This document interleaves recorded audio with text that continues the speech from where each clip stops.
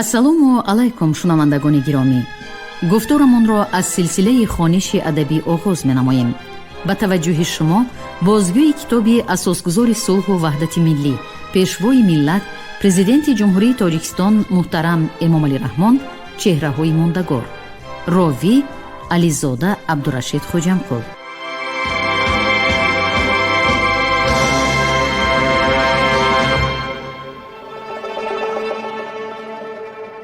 мирзо турсунзода шоири бузург ва ходими маъруфи ҷамъиятӣ.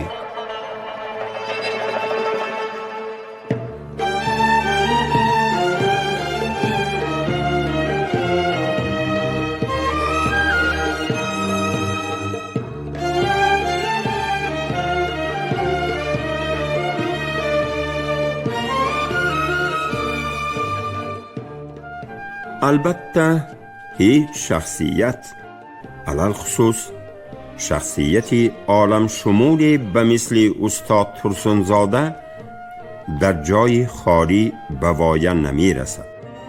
شاعری مبارز، سنت‌های ملی، ادبیات شفاهی و کلاسیکی تاجیک و فارس بهترین دستاوردهای ادبیات جهانی را فرا گرفته، تجربه ایجادی سخنوران بزرگ را در روزگار و فعالیت ادبی خود کاربست کرده است. دانش و تجربه و ستاره گرم و دل پرمحبت به او امکان دادند که سبقهای دیپلماتی دولتی و مردمی را به هم ماهرانه آمیزش داده، در گفتار و معامله و معاشرت خود با طبقه های مختلف جامعه، سیاستمداران و راهبران عالی رتبه دولت های گوناگون جهان با کمال دانشمندی و نزاکت رعایت نماید. این است که کلامی مؤثر و جاذبه‌دار شاعری شهیر تاجیک در اقصای گوناگون عالم از منبرهای بلند صدا داده محبوبیت خاصه کسب کرده است. غایه های عالی عموم انسانی، حفظ صلح و امانی، حمایه منفعت های اهل زحمت، حس مسئولیت نسبت به سرنوشت انسان و دوستی و همکاری خلقها در اشعار میرزا ترسونزاده با کمال استعداد و صنعت سخن افاده یافتند. در ایجادیات میرزا ترسونزاده موضوع وطن با تمام بزرگی و زیباییش تصویر شده مقام اساسی دارد. سلسله شعرهای به طبیعت دیار، منظرهای ناتکرار، ورود و آبشاران بخشیده شاعر صمیمیت و صداقت او را به سرزمین عزیزش افاده می سازند.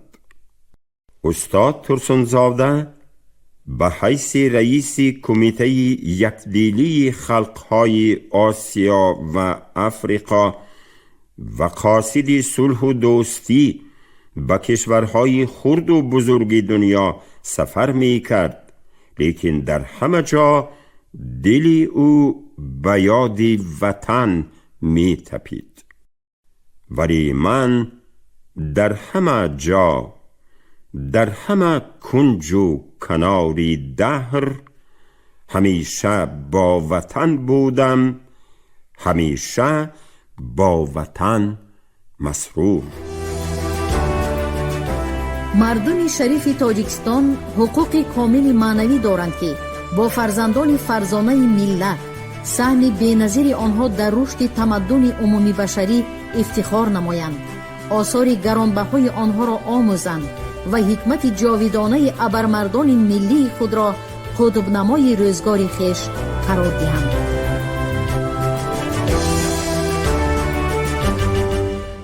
میرزا ترسونزاده همچون شاعری بزرگی وطن دوست و خلق پرور، مبارزی فعال راه صلح و آرامی و آسودگی حیاتی جمعیت صاحب آبرو و عزت، اعتباری بلند و شهرتی جهانی گردید. از نیمه دوم سالهای 30 عصر 20، از همان دورانی که فاشیسم دنیا را ناآرام ساخته بعضی مملکت‌های اروپا و غرب را زیر پا کرد و به سر مردم بدبختی‌ها آورد، میرزا ترسنزاده در اثرهایش به جنگ و جدال و خصومت و دشمنی صلح و وحدت و دوستی و برادری را مقابل گذاشت. شاعری صلح پروری ما خلقهای جهان را بر ضد فاشیسم دعوت می کرد تا که ریشه منحوس جنگ را از بیخوبونش بریده پرچم صلح را در عالم استوار سازند. در آن دورانی پرتهلوکه میرزا ترسنزاده در پاریژ همراه نویسندگان و عالمان معروف از قبیل ژالیا کیوری، الکساندر فادییف، ایلیا ایرنبورگ در کار اولین کنفرانس عمومی جهانی حامیان صلح اشتراک و در حمایه صلح و آسایش سخنرانی بسا تأثیر بخش کرده بود. همین طور میرزا ترسنزاده شاعری صلح پروری ما در صف پیش جبهه مبارزه بر ضد ظلم و ستم قرار گرفته همچون مبارز متین همدیگر فهمی و اتحاد خلقهای تمام جهان معروف گردید. موضوع اساسی ایجادیات او ستایش دوستی و برادری، آزادی و استقلالیت و مبارزه علیه نزاع انگیزان و تخریبکاران امروز نیست، یعنی در زمان ما اهمیت خود را گم نکرده است. آثار شاعر نسل نورس را هشدار می دهد که در حمایه وطن هویت ملی خیش هوشیار، زیرک و دوراندیش باشند. شاعر وطن خود تاجیکستان کوهسار و آفتابی را همچون یک حصه جدا نشونده شرق و جزئی جامعه جهانی می شمارد که در دایره سیاست آن زمان ترغیب این غایه کاری چندان آسان نبود. شخصیت شاعری وطن دوست در آن ظاهر می شود که در هر شعر او مهر و محبت تاجیکستان بر اعلا به مشاهده می رسد. میرزا ترسنزاده دایره موضوع و مسئله های ادبیات معاصر تاجیک را وسعت داده، منظره های گوناگون حیات مملکت های خارجی را با افکاری نو و از دیدگاه تازه به ادبیات ما وارد ساخت و به این وسیله مکتب نوی ادبی را به وجود آورد. جوهری خاص این مکتب شناخت گذشته خلق خود، رشد زبان، فرهنگ، ادبیات کهن بنیاد و سنت و عنعنه‌های ملی ما می باشد. سبق دیگری این مکتب ادبی عبارت از آن است که شعر و سیاست را به هم آمیزش داده، ادبیات را همچون واسطه مؤثری متحد کردن جامعه و تشکل افکار عموم نیرومند گردانید. موضوع صلح و وحدت، نکوکاری و سازندگی همچون شعاری مردمی فرهنگ پرور و تمدن سازی تاجیک به آثار ادیبی بشر دوستی ما جلای تازه می باشد. ما به این جهتی آثار ترسنزاده و پیروان مکتب او باید اعتباری خاصه دهیم. امروز در سیاست خارجی تاجیکستان صاحب استقلال نیز مرام صلح، همکاری‌های اقتصادی و فرهنگی و دوستی و برادری اهمیت اولین درجه دارند و ما برای تطبیق پیگیرانه آنها کوشش می نماییم. به این معنی شعرهای استاد ترسنزاده جوهری سنت‌های نیک و پسندیده صلح پرورانه خلق ما را افاده می سازند. چنانچه شاعر در این مورد گفته است: آدمان از دوستی یابند بخت، دشمنی آورد به مردم روزی سخت. شاعر از موضوعهای ملی تا مسائل بین المللی اظهار اندیشه کرده شعر و داستان، اثرهای صحنوی، فیلم نامه ها، مقاله های علمی و ادبی خود را به نیروی عظیم معنوی مبدل نمود. میراث گرانبهای ادبی میرزا ترسنزاده در دوره ما به مهمترین و مبرمترین مسئله های حیات خلق و دولت جوابگو می باشد. شعر او همراه مردمی تاجیکستانی صاحب استقلال قدم می زند، شادی و نشاط ما را افاده می کند و با قلب‌های ما هم صدا می شود. در زمان ما که وحدت ملی به یکی از رکنهای سیاست دولتی تبدیل یافته است، ایجادیات شاعر به اتحاد و برادری مردم مملکت مساعدت می نماید. شاعری حقیقی همچون پرچم برداری ادبیات و فرهنگ ملی در دل خلقش همیشه زنده و پاینده است.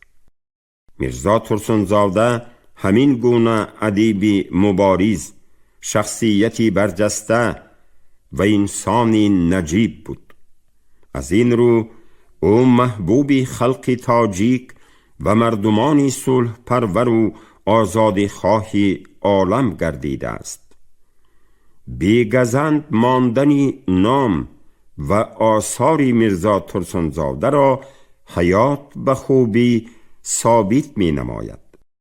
چون گرامی داشت و رمزی پاسداری خدمت‌های شایسته میرزا ترسنزاده به نام او شهر، دانشگاه و مکتب‌ها و کوچه و خیابان‌ها گذاشته شده اند و مهمتر از همه شعر او پیوسته ورد زبان مردم تاجیک است.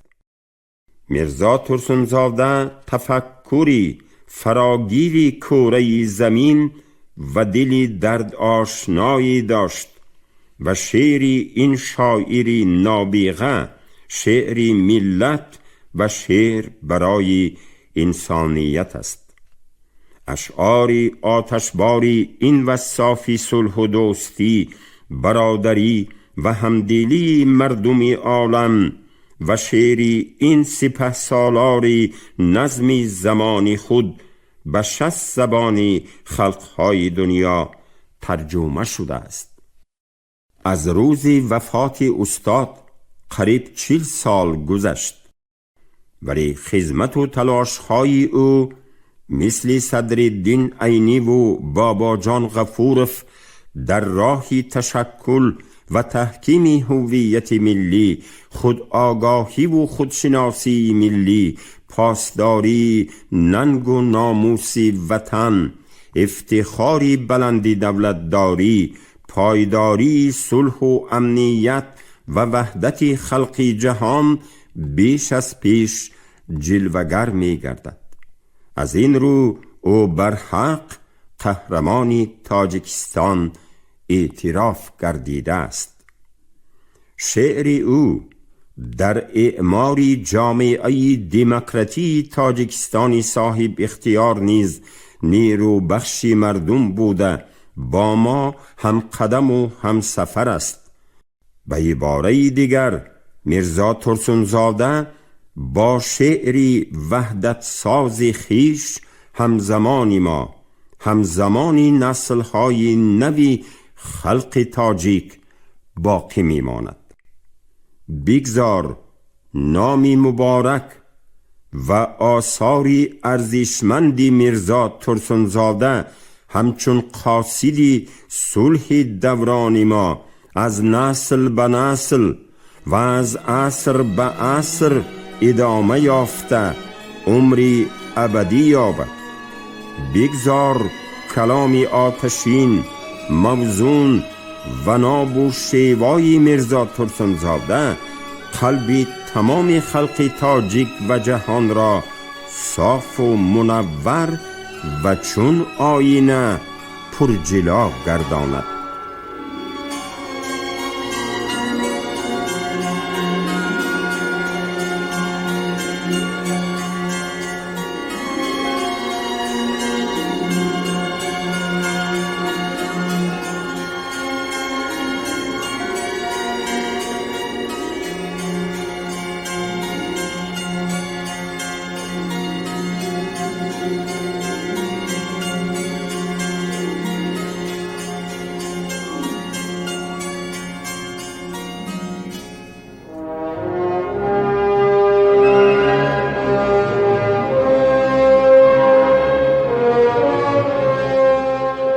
ساتیم اولوغزاده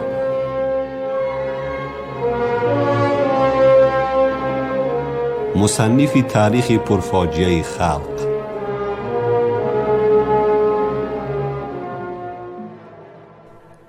باعث افتخار است که مردمی صاحب فرهنگ و ادب پروری ما از قدیم به آثار بدیعی و شخصیت‌های فرزانه علم و ادب مهر و محبت خاصه اظهار می کنند. شاید این از آن سبب است که شخصیت‌های توانای ادبی در هر دور و زمان با کمال مسئولیت در اثرهایشان درد و ارمان، آرزوهای شیرین، عشق و حسیات پرنجابت، تلاش و جان نثاری های فرزندان مبارز را برای حفظ وطن، شرف و ناموس و رسم و تعامل مرز و بوم زیبای و ماندگار آفریده، به این وسیله در قلب مردم افتخاری وطنداری و حفظ بهترین ارزش‌های ملی را جا کردند. به این رسالت مقدسی سخنوری از استاد رودکی و حکیم فردوسی تا صدرالدین عینی و ابوالقاسم لاهوتی و میرزا ترسنزاده و لایق شیرعلی بسیار ادیبانی به ملت وفادار صادق ماندند. واقعاً آثار ارزشمند اهل هنر ثروت اصلی ملت می باشند و باعث افتخار است که در هر دور و زمان ناوابسته به فاجعه های مدهش روزگار در آسمان علم و ادب تاجیک ستاره های درخشان پیدا شده با جلای اندیشه سالم، ذکاوت و آفریده های نو به نو به دل مردم نور و ضیا بخشیدند. نویسنده خلقی تاجیکستان، برنده جایزه دولتی به نام ابو عبدالله رودکی، عضو وابسته اکادمی علمهای تاجیکستان، ارباب شایسته هنری مملکت ساتیم اولوغزاده در ردیف فرزندان بزرگ سخنوری ملت تاجیک جای و مقامی خاصه دارد. ساتیم اولوغزاده در دهه ورزیک ناحیه چوستی ولایت نمنگان جمهوری ازبکستان تولد شده باشد هم چون یک جگربند اصیل تاجیک از سالهای 30 سده 20 به شهر دوشنبه آمده به خدمت مطبوعات و ادبیات تاجیک کمر می بندد. وی به حیث شاگردی صادق و با وفای استادان عینی و لاهوتی در ردیف میرزا ترسنزاده، جلال اکرامی، میرسید میرشکر خشت‌های نخستین ادبیات نوین تاجیک را می‌گذارد. در زمان پرآشوب، دورانی تیغ و کمان، زیاده از این سیاهکاری و تمغه گذاری، زندگی و ایجاد کردن آسان نبود.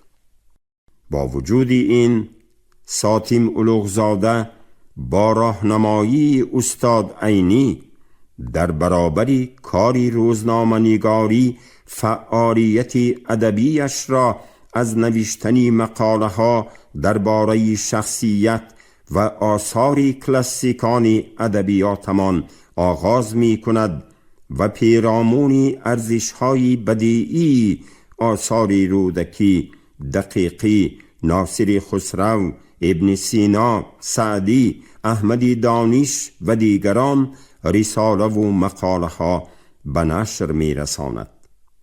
این نوشته های ادیب که در کتاب نمونه های ادبیات تاجیک گرد آمده اند، در زمانهای پر از مبارزه برای اثبات هستی ملت و ادبیات و فرهنگ آن اهمیت بی‌نظیر داشتند.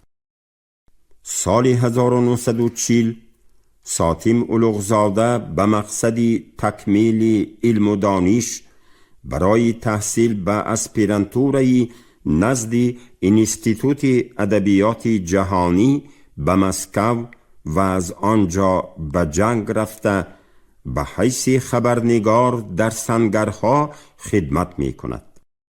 آخر سال 1944 او را از جنگ باز می خوانند و آخر سال 1946 رئیس اتفاق نویسندگان تاجیکستان انتخاب می شود. از سالهای 50 عصر 20 دوره صفتاً نو و برای محیط ادبی و خواننده تاجیک بسا منفعت بخشی ایجادیات ساتیم اولوغزاده آغاز می یابد و چون پیروی سزاواری استاد عینی و تصویری بدیعی تاریخ پرفاجعه خلق تاجیک و شخصیت‌های بی‌نظیر آن کمر می‌بندد. این موضوع در آن زمان برای احیای خاطره تاریخی، خودشناسی ملی، بیداری و شناخت فرزندان فرزانه ملت و پیدا کردن احساس بزرگی وطن پرستی برای مردم تاجیک چون آب و هوا ضرور بود. این راهی بود که استاد عینی در ادبیات شروع کرد، ولی اولوغزاده آن را با متانت و بینش و کاوش چقرتر ادامه داد و صداقت و احترامش را به تاریخ ملت و فرزندان جان نثارش نشان داد. محض از برکت استعداد و کلک سحرآفرین ساتیم اولوغزاده، خواننده جامعه تاجیکستان و بیرون از آن مرحله به مرحله به دورانی پر اعجازی سامانیان و روزگاری پرفاجعه استاد رودکی در درمه قسمت شاعر، مبارزه بی امانی مردم علیه اجنبیان در قصه روایت سغدی، زندگی نامه پر از کشف و ایجادی ابن سینا، حکیم فردوسی، احمدی دانش، تلاش‌های جان نثارانه تیمور ملیک و واسع دلاور برای آزادی خلق و دیار از جبر و ستم غاصبان آشنا شدند. آری، اولوغزاده پس از استاد عینی به قهرمان‌های تاریخی ملت در ادبیات عمری زنده و ابدی بخشید. فعالیت فیلمنامه و درام‌نویسی و ترجمانی ساتیم اولوغزاده یک صحیفه درخشان ایجادیات نویسنده به شمار می رود. وی اصلاً در این سمت ایجادیات خود همان موضوع خودشناسی، حق تلاشی و احیای خاطره تاریخی، حمایه وطن و شرف انسانی را تحکیم بخشیده شاه اثرهای ادیبان دنیا را روی صحنه تئاتر تاجیک آورد. از نظر استاد اولوغزاده تحقیق بدیعی تاریخ و شخصیت‌های تاریخی مراجعت به امروز و فردای ملت است. خدمت‌های بزرگ نویسنده توانای تاجیک ساتیم اولوغزاده در رشد ادبیات نوین تاجیک، تربیت ادیبان جوان با بسیار اردن و مدال‌های دولتی قدر کرده شده است. با امر پرزیدنت مملکت برای ابدی گردانیدن خاطره او به نام ساتیم اولوغزاده گذاشتن دانشگاه دولتی زبانهای تاجیکستان نشانی عالی قدرشناسی شخصیت ایشان، عرض سپاس مردم و زحمتهای بی‌نظیر او در رشد ادبیات و فرهنگ تاجیک می باشد. برحق مطالعه و آموزش آثار پرغناوت ادیب برای خویشتن شناسی، احترام تاریخ و تحکیم صلح و وحدت و دوست داشتن تاجیکستان عزیز سهمی با سزا می گذارد. شما گفتگو را از روی کتاب اساسگذار صلح و وحدت ملی، پیشوای ملت، پرزیدنت جمهوری تاجیکستان محترم امامعلی رحمان چهره‌های ماندگار در قرائت راوی علیزاده عبدالرشید خوجمپل شنیدید. کارگردان شیرعلی نغزلی، منظم آواز کریم طالبوف. پایان گفتار از سلسله خوانش ادبی.